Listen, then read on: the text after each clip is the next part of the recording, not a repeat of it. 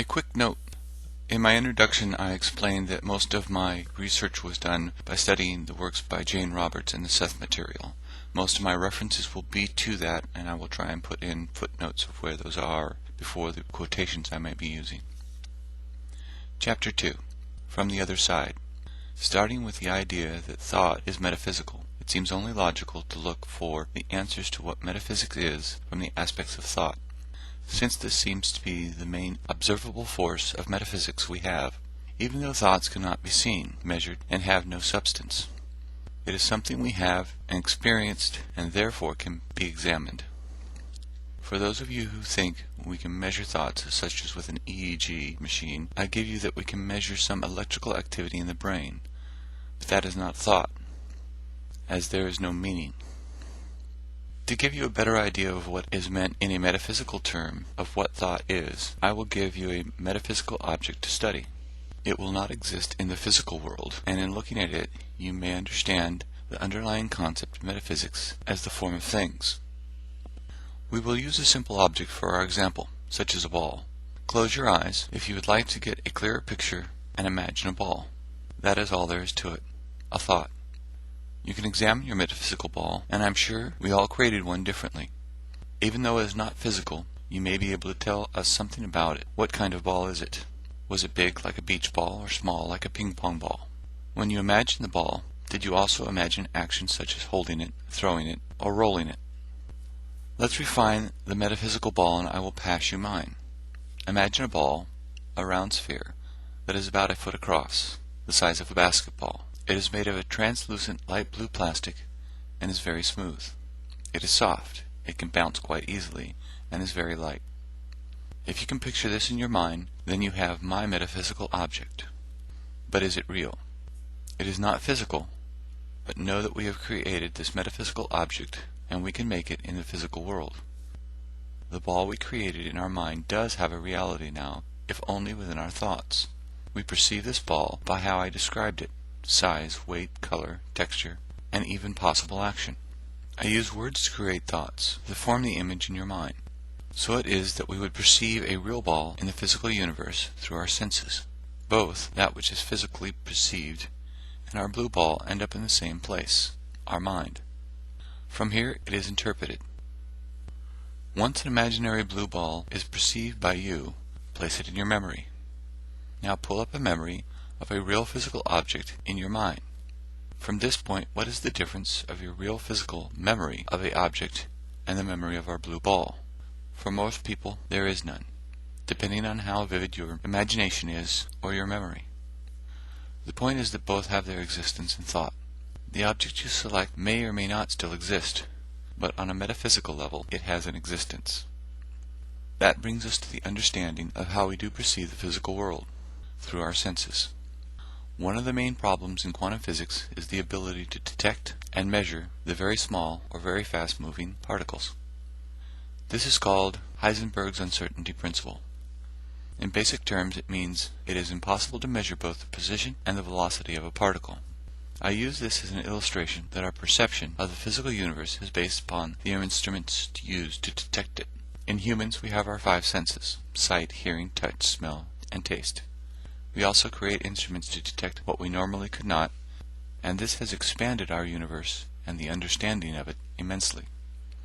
But that does not mean we have detected everything that exists if no instrument has been made to detect it.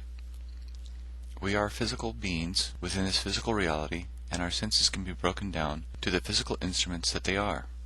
In the case of sight, light as an electromagnetic energy wave are received into the eye. This may only have some meaning if the light has been reflected off something that we want to perceive. It has a certain wavelength that is interpreted as color, passes into the eye through a lens and strikes the retina at the back of the eye and causes an electrochemical change. This is transmitted by a series of neurons to the back of the brain. Through a complex neural network in the brain, a pattern of the light that comes into the eye is made. It is now we ask, who perceives this? Gives it meaning? So far it is just energy patterns, and remains energy patterns in the brain. So was our blue ball. What I want to get across is that the physical world is not what it seems, but how we interpret our perception of it. All other senses work the same way. by changing what we are perceiving into electrochemical activity that goes to the brain, and then the mind interprets it. Seth makes the following statement about the brain. The nature of personal reality. Session 6:19. Quote, "In physical life, our conscious mind is largely dependent upon the workings of our physical brain. You have a conscious mind whether you are in flesh or out of it, but when you are physically oriented, then it is connected to the physical brain. The brain to some extent keeps the mind to a three-dimensional focus. It orients you towards the environment in which you must operate, and it is because of the mind's allegiance with the temporal brain that you perceive, for example, time as a series of moments. The brain channels the information that the mind receives to your physical structure, so that your experience is physically sifted and automatically translated into terms that the organism can understand. Because of this, physically speaking, and in life as you think of it, the mind is to a large extent dependent upon the brain's growth and activity." End quote. By this we see that the mind is that portion of us that thinks, but that in and of itself it is not physical. Since this is the only instrument we presently have available to look at the metaphysical universe, we will start from here. First by observation, then communication, and last by experimentation, to test what we can. Observation of the metaphysical universe was done when we created and examined our blue ball. So in this sense, we can see into the metaphysical by the mind's eye. This may be good for imagination or memory, but how are we to gain any knowledge that we still do not possess in this way? The only way this can happen is if the mind is capable of perceiving information from a metaphysical level that was not known before. Here is where our reference to parapsychology comes into play. In order to accept the observation we receive in this way as some basis of fact, we must know that it is true and possible. I believe the fact of these aspects of the mind, like telepathy, extrasensory perception, ESP, out-of-body experience, OBE, and near-death experience, NDE, has been proven many times over. Before I go into some of these proofs, I would say that first-hand experience is the best proof for each individual to accept. So take a moment and think of any real experience you may have had with intuition, other psychic events, or even dreams that may have showed themselves the proof. I will not go into every shred of evidence that receiving information through means other than the normal physical senses is true, because there is too much. There are plenty of books out there to have this information. For now I will use a quote from one of the forerunners in the parapsychology field, Professor Ryan at Duke University, the book New Frontiers of the Mind. Quote, "We pose the question, what is the human mind? As still the most fundamental in modern psychology, if not in life itself. It seems possible to find a new approach to this question and re-examine and investigate it, an ancient and accepted doctrine of our science.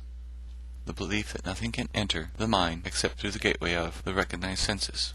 The psychological dogma has become, we point out, an old and almost undisputed frontier of the mind, one that has had much to do with shaping the general view of its nature which holds today. The research itself represents the critical testing of this dogma, of the inviolability of the mind's sensory frontier.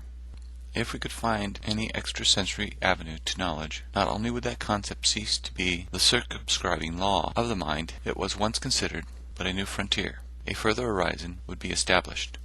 That new frontier has now been established, unless all of us who have been exploring it by years of testing and many hundreds of thousands of trials have been completely and continually self-deluded or incompetent, not only at Duke Laboratories, but elsewhere as well. Either the delusion is the explanation of our results, or else we have found proof that the mind of man does indeed have extrasensory ways of perceiving, and hence, whether we like it or not, the old frontier must go the way of Newtonian mechanics in light of relativity." End quote. After this statement, we can see that the mind, thoughts, and the ego are more than just physical, that there is a connection to the physical world through the brain, and this is the primary neurological hookup to the body and the senses. When we deal with psychic areas, we dive into some parts of us that are not as fixed in the physical form. This can be seen by the fact that most impressions of information that come through to us is when focus is away from physical reality and in altered states of consciousness. Our consciousness is not just one stable state, but can be varied in many ways, and this affects our awareness. The best example of this is sleep, when it is functioning in a level we only vaguely seem aware of. In this state of consciousness, we have glimpses into other realities, and for most people, their first or only personal psychic event occurred in dreams. For others, it is a turning away from physical focus and becoming aware of the inner self. This is done by meditation, relaxation, hypnosis, the trance, and any other method that changes our level of consciousness. Science has charted some of the brain waves associated with various states of mental activity. As we turn our attention away from the physical world, the brain wave cycle goes down. The alpha state is about 10 cycles per second, CPS, and is a good meeting ground for what we can perceive from within while still remaining conscious of what we're doing. A much deeper level is similar to deep sleep and is called the theta state.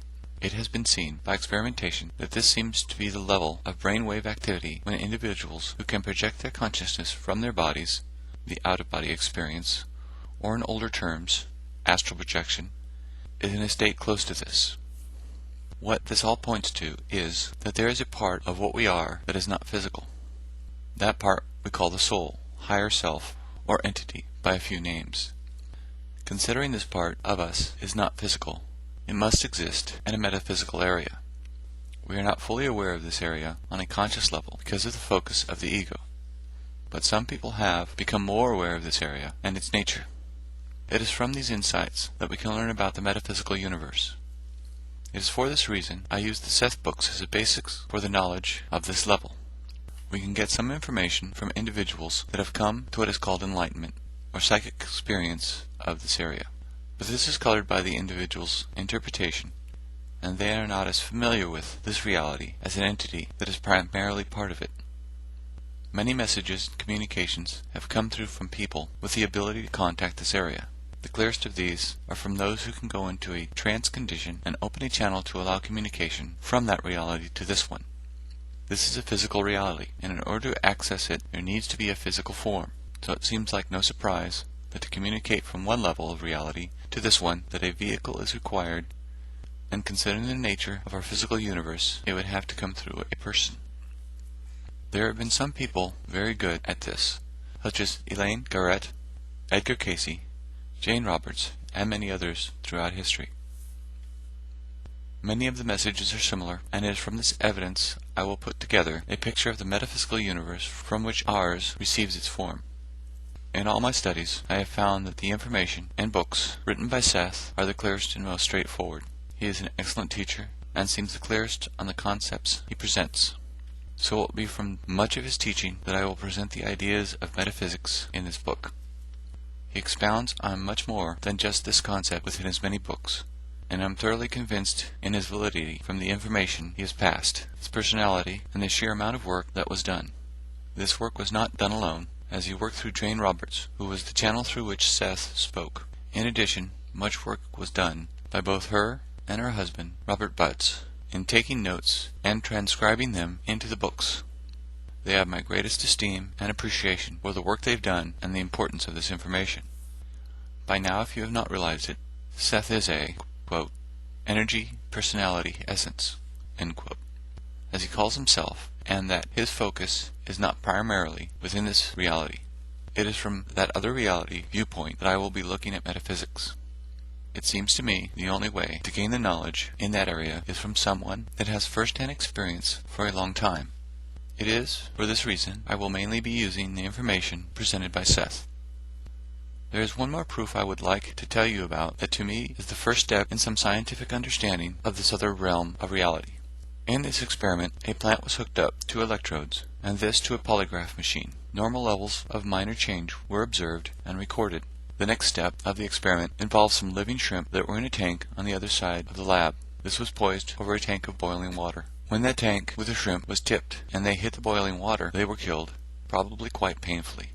The electrodes hooked up to the plant detected a sharp reaction within the plant to this event from Secret Life of Plants, Clive Baxter.